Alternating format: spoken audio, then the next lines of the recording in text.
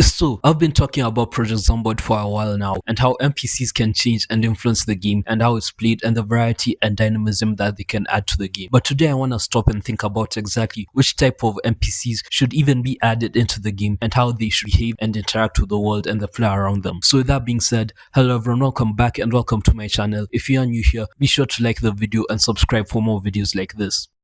So I know there's so many answers to this question and so many types of NPCs out there that could fit into Project Zomboid, but I'm trying to find the perfect type of NPC that would really make the already existing experience of playing Zomboid even better and enhance the game more and add on to the themes that are in the game already. And what I mean about NPCs isn't the zombies. I think the zombies are more so monsters kind of, if you think about it. The NPCs I'm talking about are human-like independent characters in the game that can think for themselves and make decisions. But it gets kind of grey because if they die, then they become the zombies that we fight and run away from, and they become the monsters that we're trying to hide from. But that's a conversation for another time.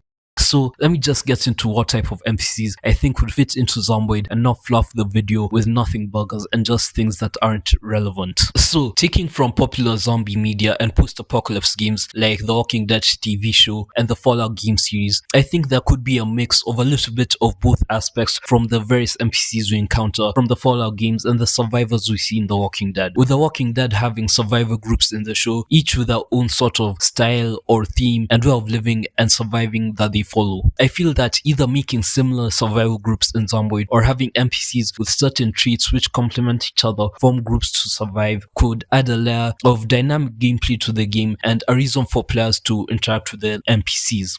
I would also like to see the NPCs kind of naturally form rivalries with other groups and expand their territories, trying to take over other groups' camps and bases, and just getting more territory, attacking them, looting from them, and a lot more other things. Another thing I'd want for these sort of groups or factions to have is sort of an alliance or trade within each other. And I would also like if the NPCs don't stop doing their things while the player isn't like in the vicinity for the events to be started. Like, I want the world to keep going even if we're not anywhere close to the NPCs. I want it to not stop just because we're not there. We're not looking at the action happening, I mean, they already have sort of a baseline with the helicopter events and the gunshot events that happen and all those.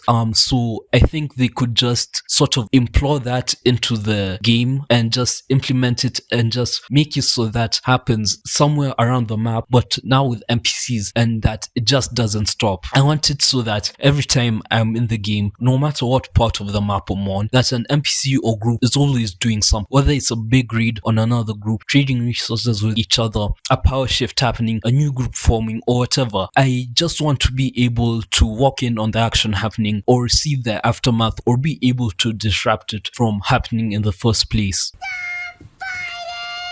I feel like the NPCs should have free will and have the primary goal in mind of surviving and taking care of their needs. I want them to be individually unique in how they survive and face the apocalypse and fall of society. Like, how in The Walking Dead had such different groups and communities of people that survived, from like the Vatos, the Highwaymen, to people like the Commonwealth and other people like Kingdom and all these other groups that survived. I feel like if executed right, that could be very interesting in the game and could add on to a sort of endgame or just help with the longevity of playthroughs. Though I also want the groups and communities to be randomly generated so that the game can still keep that freshness that it has, so that when you die and start up a new save, you have to take a different approach as to how you interact with groups, communities, and just solo NPCs to maybe help you survive a bit longer. So with all that being said, where exactly does that leave us? Well, from a player and consumer point of view, of course what we'd want would be super dynamic and interesting NPCs for us to interact with in the game world. Maybe build relationships with them and survive with them for a longer time. See things change, behaviors change, and survival strategies and tactics change over time as they adapt. But from a developer's point of view, that could be one of the biggest tasks and update for the game ever, and then also fixing out any bugs that the game has.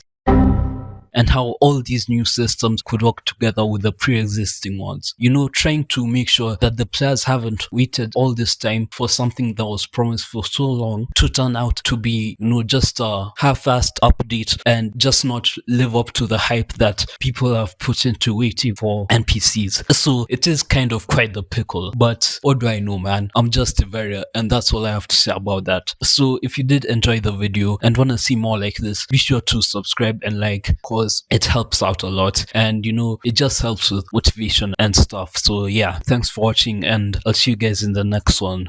Bye.